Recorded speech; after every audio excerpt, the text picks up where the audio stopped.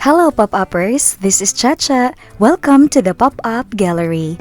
If you have been following me for quite some time now, you would know that we have made quite a few pop-ups already, like flowers with simple folding techniques, beehive with the rotating arm mechanism, and some complicated pop-up movements like this butterfly and many others. All of these are planned and prepared ahead. But today, I want to create something that is not planned and out of scrap materials, like these colored papers. I want to create something or anything that is colorful and pleasing pop-up at least. I don't know what would be the result of this project, but I hope it turns out nice and pretty. I'm so excited! So, let's do it!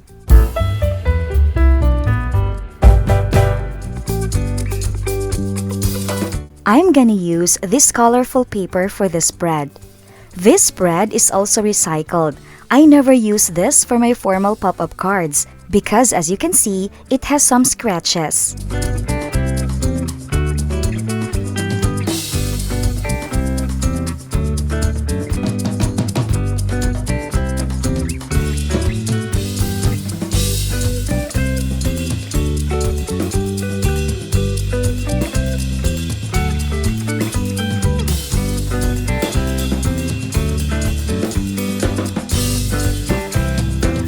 Okay, I have this flesh-colored paper. I'll make this as a mountain. Oh, by the way, Pop-Uppers, I am not a pop-up expert yet. So for this project, I'll just use the very simple V-fold mechanism.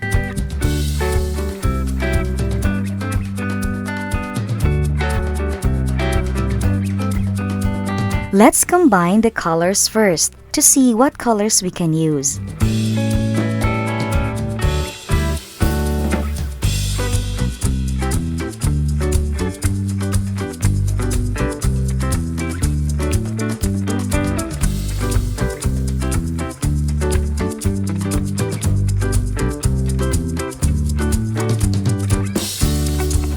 Okay, I think these colors are fine.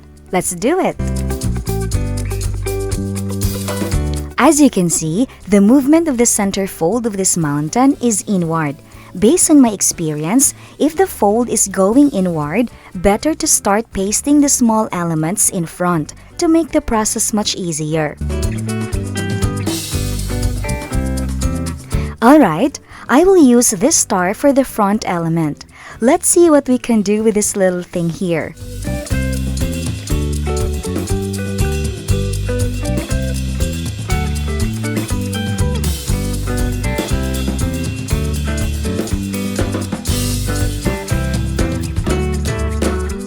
Oh, it pops up!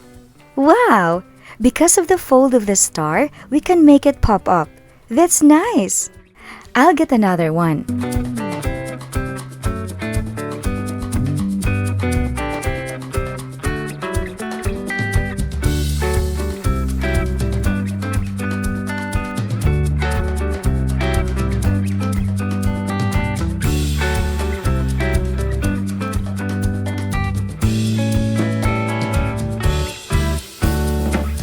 This is amazing! Wow, it really pops up! That's great! These stars are recycled too. If you see my video for shorts, I use these stars to make a tutorial how to make a 3D look stars.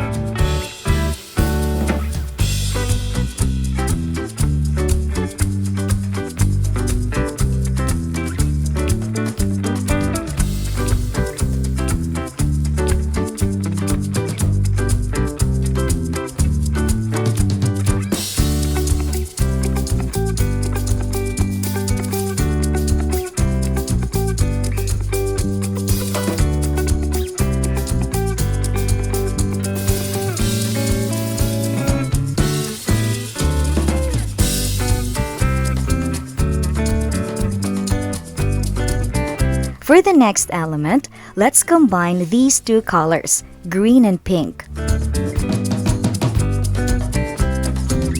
I'll just create random shapes for these elements. We can be creative.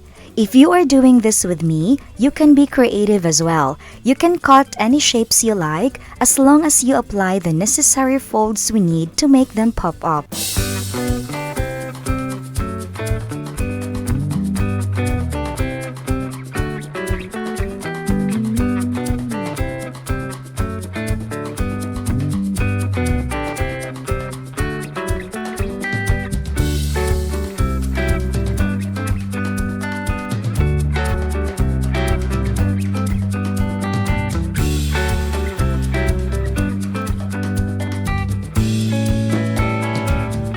Oh, I see a little problem.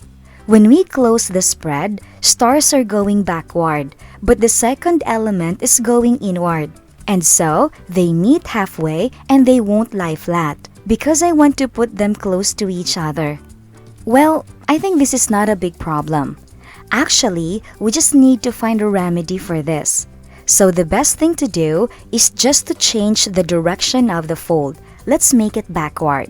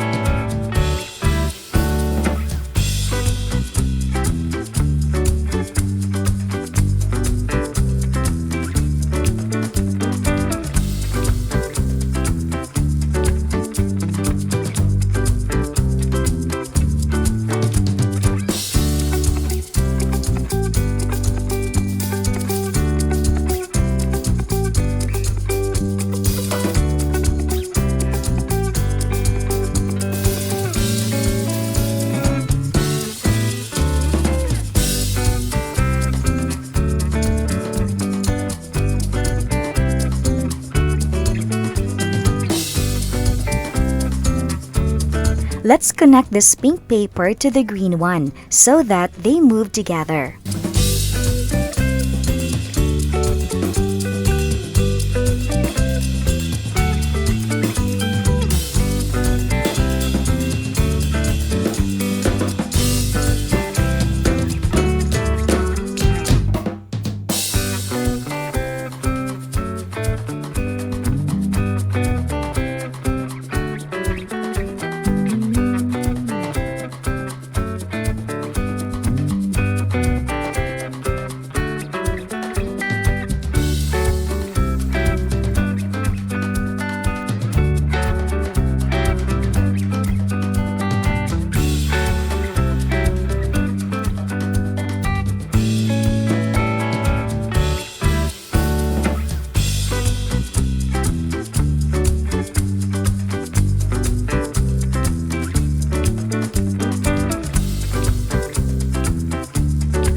Before we paste the orange paper, let's put this purple one first and the green one after.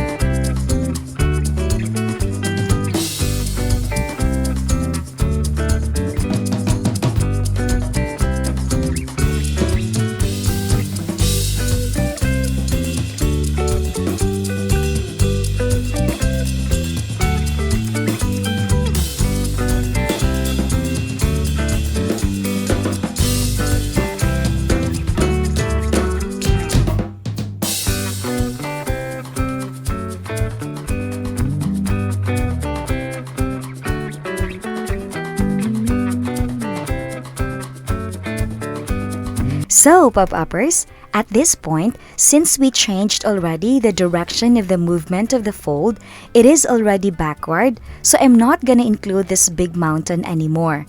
Because if it is inward, it won't lie flat due to the small elements in front.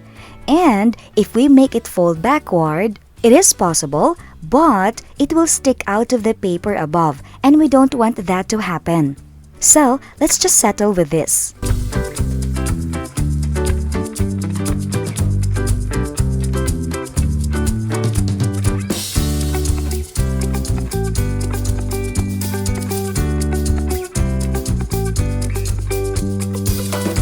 Alright, so pop-uppers, this is the final output of our unplanned pop-up project today. I think it's nice. It's just simple, yet looks pretty due to the combination of colors as well. Thank you so much, pop-uppers. I hope you like it. See you next time. Have a great day. Bye!